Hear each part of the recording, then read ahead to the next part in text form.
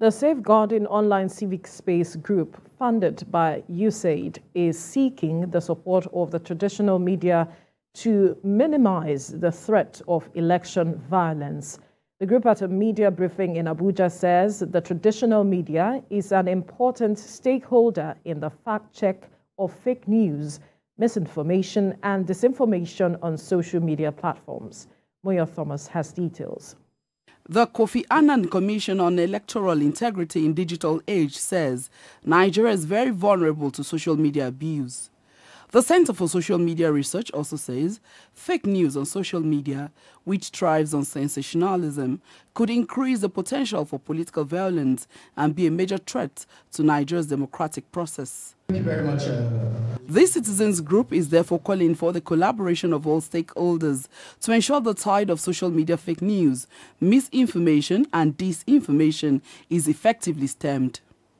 The group says, on its part, it has engaged staff all over the states of the country on social media monitoring. The group speaks tough on severe consequences for anyone caught posting or spreading unverified fake news on the social media.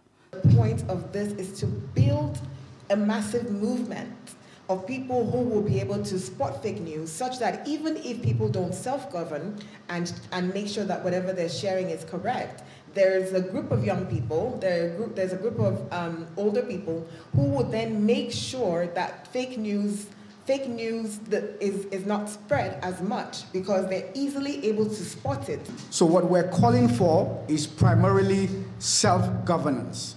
If you're not sure, if you're in doubt, do not send it. If you deliberately misinform or disinform or share malinformation, then please be ready to face the consequences of your action.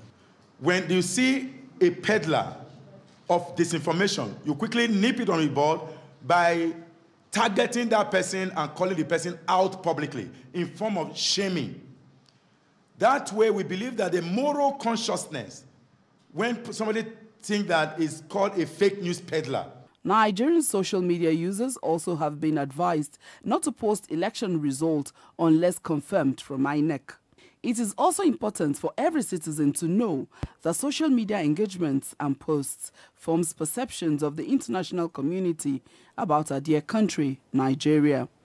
The power of the social media cannot be overemphasized, and that is why it is important that a group such as this is making sure there is civility in a civic space and that there is no post-election violence, starting most especially from the social media.